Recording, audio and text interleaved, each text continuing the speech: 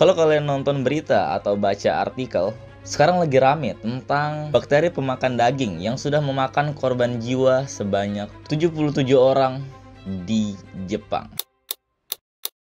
Shock Toxic Streptococcus atau STSS. Streptococcus atau STSS, bakteri pemakan daging. Kementerian It can kill a person in 48 hours. This nightmarish disease causes tissue destruction. Kok bisa? Negara sekelas Jepang yang fasilitas dan ilmu medisnya tuh sudah nggak perlu dipertanyakan di dunia. Sudah pasti top lah. Tapi sangat disayangkan harus kehilangan 77 nyawa orang. Dan kami turut berduka kepada korban dan keluarga yang ditinggalkan. Dan sebelum membahas korban jiwa dan kasus yang ramai di Jepang ini, alangkah baiknya kalau kita mengenal terlebih dahulu siapa sih atau apa sih sebenarnya bakteri pemakan daging ini. Apa sih yang menyebabkan bakteri ini jadi sangat berbahaya? Dan pertanyaan yang paling kita takutkan dari penyakit seperti ini adalah apakah bakteri pemakan daging ini menular? Karena nggak lucu kan kalau misalnya ada hal-hal lain seperti COVID lagi. Dan tentu saya yakin kalian semua nggak mau berada dalam situasi mencekam seperti beberapa tahun lalu. Dan kalau Jepang sudah kena, di negara kita tercinta ini gimana? Apakah sudah ada kasus-kasus seperti ini? Oke, cukup basa-basinya dan ini dia pembahasannya.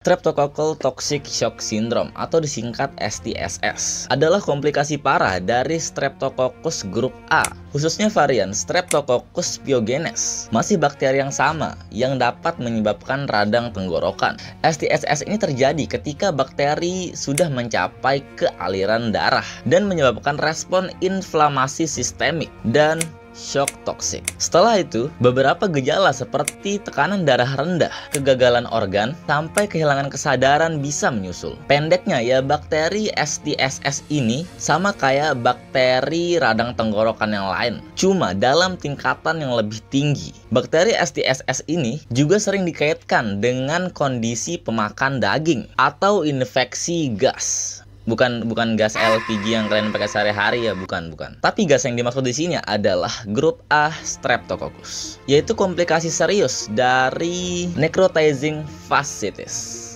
Kenapa bisa disebut pemakan daging? Ya karena bakteri ini menyebabkan infeksi yang mengerikan yang dapat menghancurkan kulit, lemak, dan jaringan yang menutupi otot dalam waktu singkat. Kulit, lemak, jaringan otot, ya itu semua termasuk daging kan? Ya kan?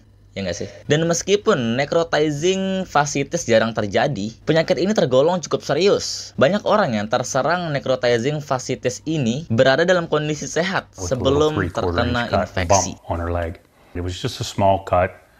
Didn't think much of it. We got the swelling down, but it just kept bleeding. Lynn had developed necrotizing fasciitis in her leg. Jadi orang yang terjangkit belum tentu sadar kalau mereka tuh sudah terinfeksi. Ya karena mereka kayak sehat-sehat aja gitu. Kok jadi inget sesuatu ya?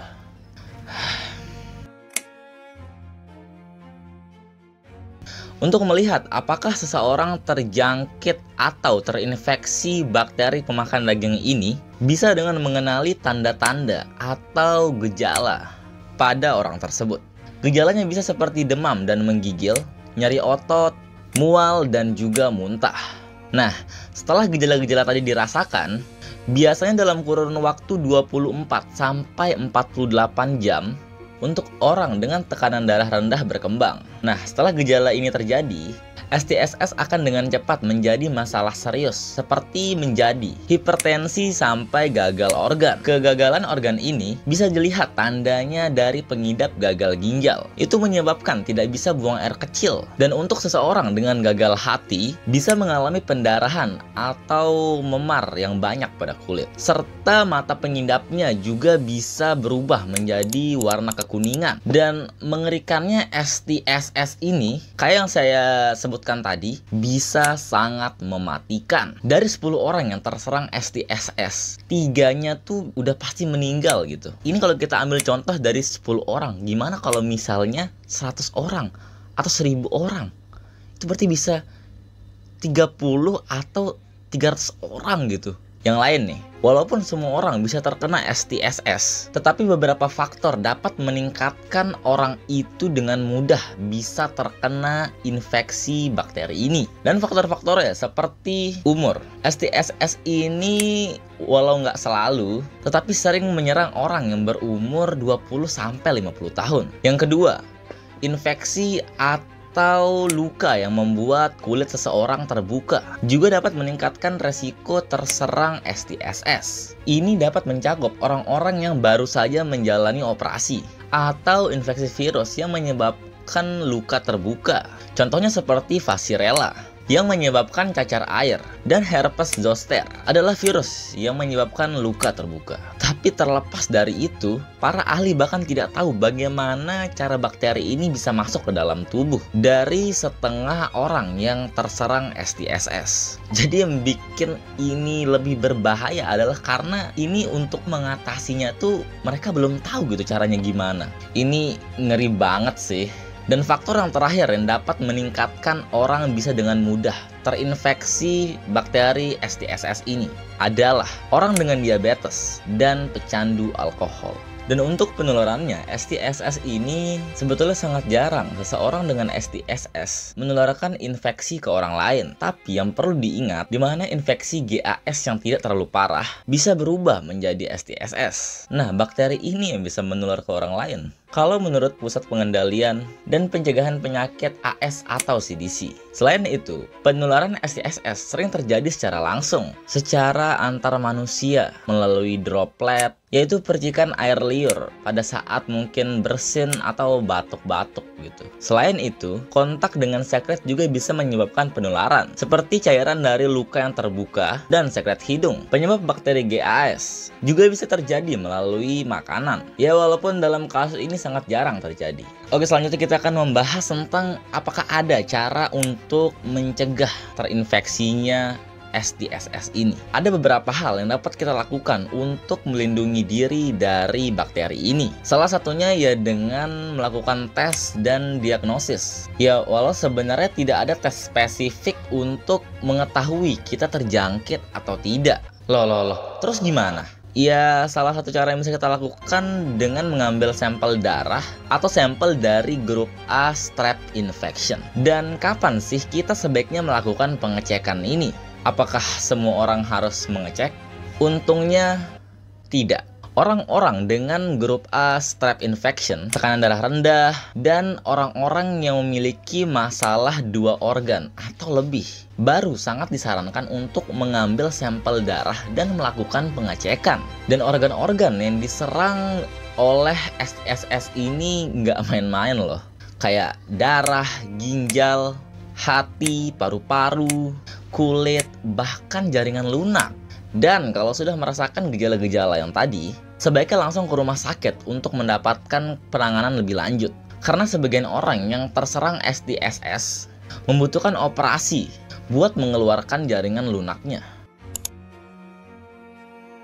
Setelah kita membahas apa itu STSS, sengaja sampai cara penanganannya, sekarang kita bisa langsung masuk ke topik utamanya tentang kasus STSS di Jepang. Emang udah separah apa sih kasus atau kejadian penyakit ini di sana? Shock Toxic Streptococcus atau STSS. Streptococcus atau STSS, bakteri pemakan daging. Kementerian It can kill a person in 48 hours. This nightmarish disease causes tissue destruction.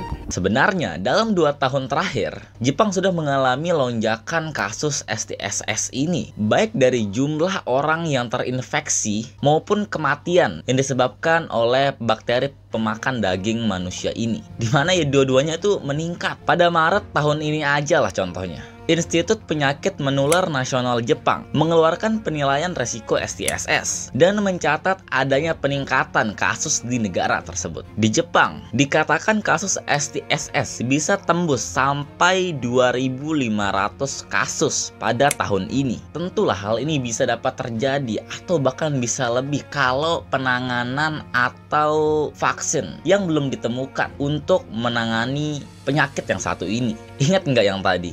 Di mana STSS ini tingkat kematiannya itu sekitar 30%. Ini benar-benar parah banget sih. Berdasarkan laporan dari Kementerian Kesehatan di Jepang, telah terjadi 977 kasus sindrom STSS hingga 2 Juni 2024. Jumlah tersebut melampaui rekor tahun sebelumnya yang dimana hanya 941 orang yang terinfeksi dan 77 orang sudah tercatat meninggal dalam kurun waktu Januari sampai Maret 2024. Bahkan sepanjang Januari hingga Maret, Jepang tercatat 77 orang dilaporkan meninggal dunia. Ini kan baru 3 bulan yang di tahun ini. Baru 3 bulan aja sudah ada 77 kasus orang yang meninggal. Panik nggak? Panik nggak? Nggak sampai di sana.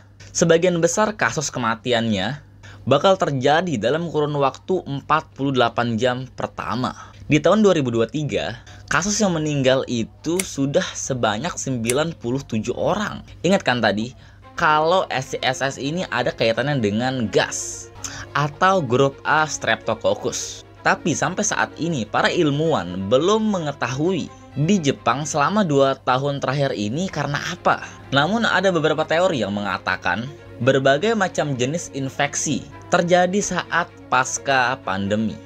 Ya betul, pandemi yang kemarin, COVID-19. Pandemi lagi. Kok bisa ya? Ya karena pada saat pandemi, kita kan diharuskan untuk tetap berada di rumah gitu. Nggak boleh kemana-mana. Nggak ketemu orang kan? Maksudnya nggak ketemu orang-orang yang di luar gitu. Nggak ketemu pacar, nggak ketemu teman. Cuman ketemu ya paling keluarga di rumah aja gitu kan. Dan hal ini menyebabkan penurunan infeksi pernapasan secara global. Seperti yang kalian tebak, setelah kelar lockdown yang kemarin itu, atau setelah kita boleh keluar rumah, infeksi-infeksi lain seperti penyakit streptococcus ini jadi meningkat. Ya kalau dicocoklogiin ya kayak gitulah. Tapi masuk akal kan?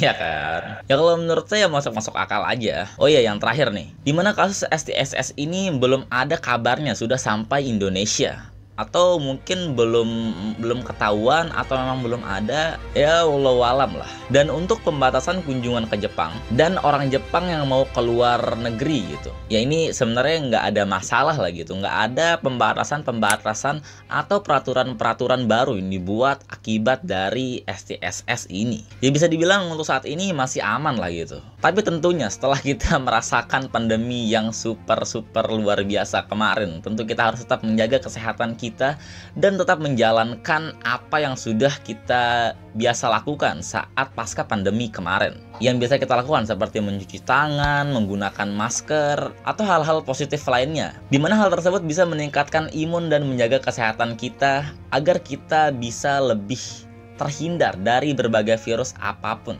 Oke, mungkin itu aja sedikit tentang pembahasan penyakit baru atau bakteri yang sedang ramai diperbincangkan di sosial media, yang tepatnya berada di Jepang. Dan buat kalian yang sudah nonton sampai habis, terima kasih banyak. Kalau ada pertanyaan atau masukan, jangan sungkan untuk tulis di kolom komentar.